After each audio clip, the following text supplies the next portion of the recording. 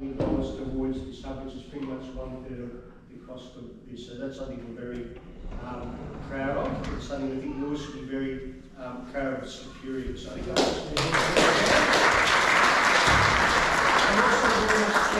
council and all the councillors here today, because what the councillors have done, they've got right behind this project too, looking at investing in it too. I think it's in the vicinity of $7 million or so, and also the land. We're going to need all levels of government to be putting this, and obviously I'll be strongly encouraging Cardinia Council to be approaching the state government to see if they will also put in matching $12.5 million.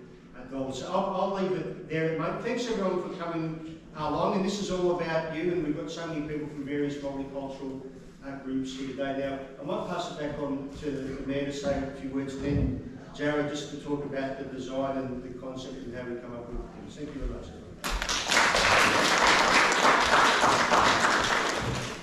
Thank you, Jason, and thank you for your commitment, for your election commitment, and your pledge of $12.5 million there. It's a wonderful kickstart. Like you said, it comes about a third of the projected cost for this project, which is a much-needed project for this area.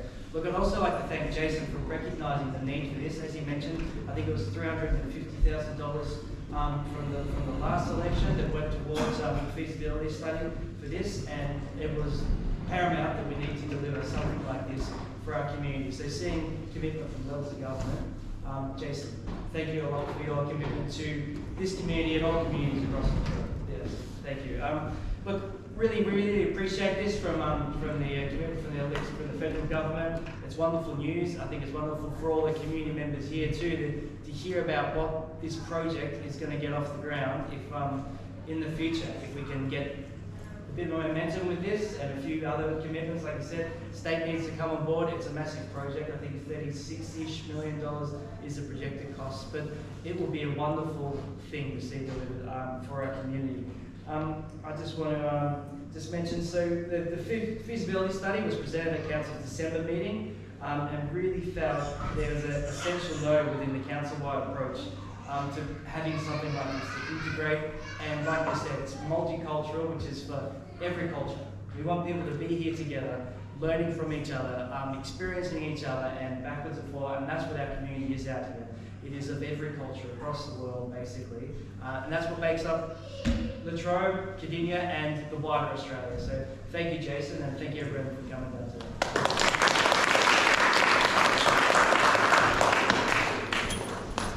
Thanks everyone. I won't keep you because I think all of the elements of the facility have been well and truly covered, but I just wanted to say, for those who don't know me, Jared McCurry from Brand Architects. We were really excited and humbled and honoured to be involved in this project. Really how we came to end up with the final design was through extensive community consultation. It was so wonderful to see the level of engagement from the community. Albeit hampered by COVID, you know, it would have been an easy thing for people to not make that much of an effort to attend or to contribute, but we had amazing contribution from all aspects of the community, so that was wonderful. We went through the process of being engaged by council through Minister Wood's $300,000 commitment at the last election. We went through the extensive engagement consultation, which just brought all various aspects of the community together, which was amazing. And the resounding feedback was really this event space that just had to be there. All elements of this design are little elements of facilities that are all throughout the state, the country, but none of them are in a fully integrated model. And so that's what this really sought out to achieve. So I think it's really one of a kind, at least in the state. There are a few examples around the world. There's just not enough facilities anywhere in the world, really. So it's been amazing to be involved. So the intent being that it'll deliver arts and cultural activities, health and well-being, employment, education and training activities, sports and recreation activities, community gathering and socialising activities, as well as religious activities, all within an inclusive and sustainable design. It's just been amazing to be part of it. So that's all from me.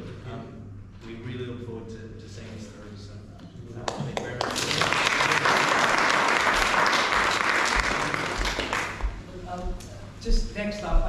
Miriam Cadwallader, the CEO for Living and Learning, would like to come up and say a few words. So please, I'd like to invite you up, Miriam.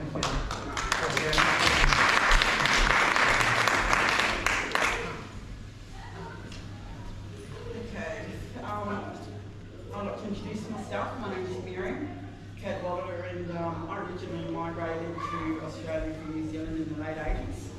I can empathise with new migrants to Australia and how tough it can be.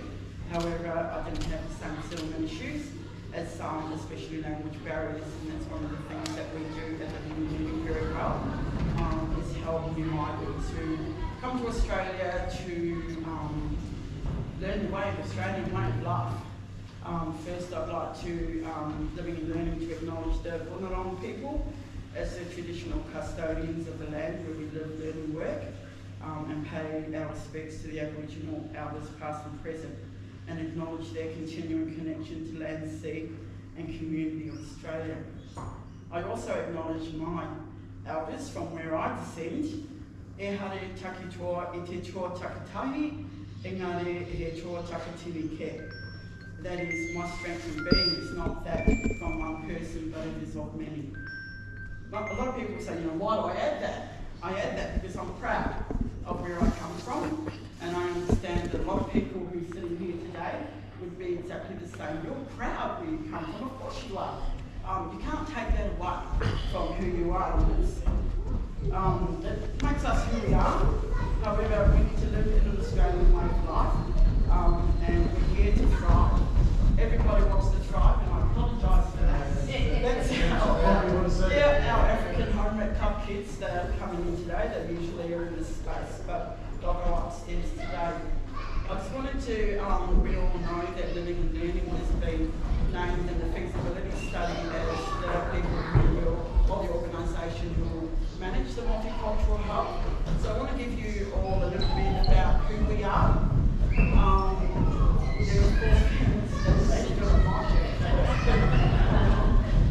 There are four things that when people ask what we do, and I say we're a neighbourhood house, which is where we deliver our community development opportunities and programs to the community, and we have done over the past 33 years.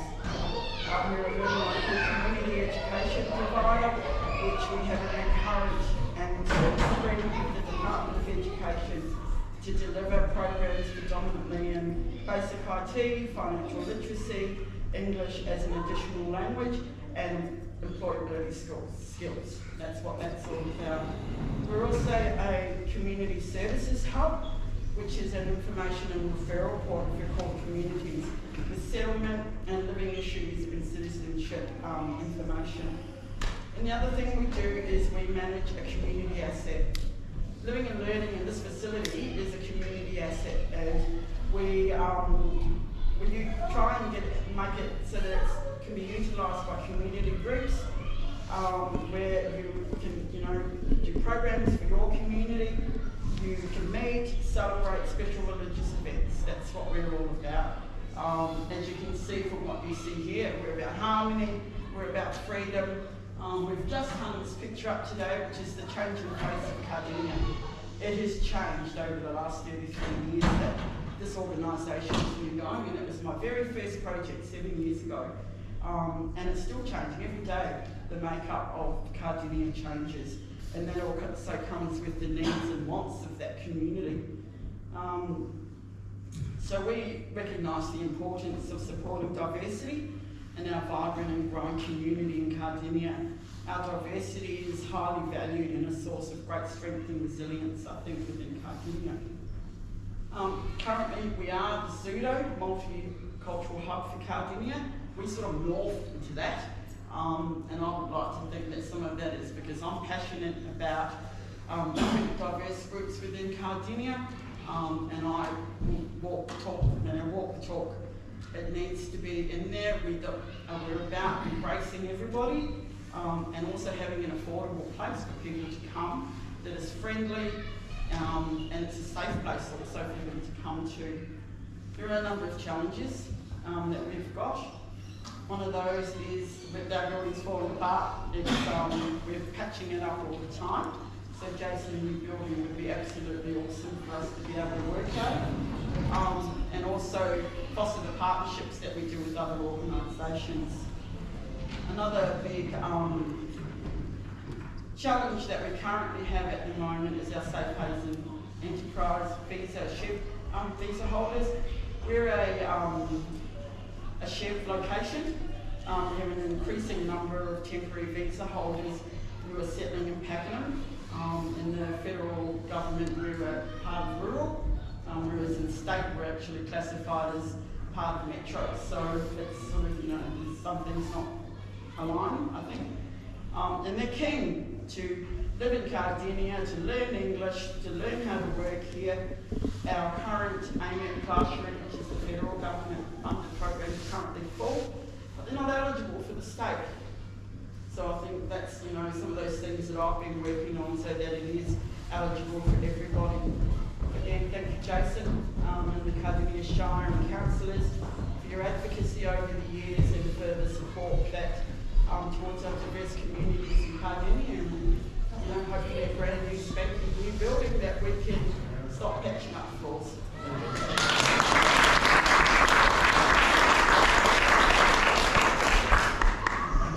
Alright, thank you. I think that brings all our speakers to an end, unless Jason wants to sign off for us. But again, thank you for your election pledge today, and really welcome the interest from federal government. Thank you, and for all the people that have come down to help us as well. Thank you, everybody.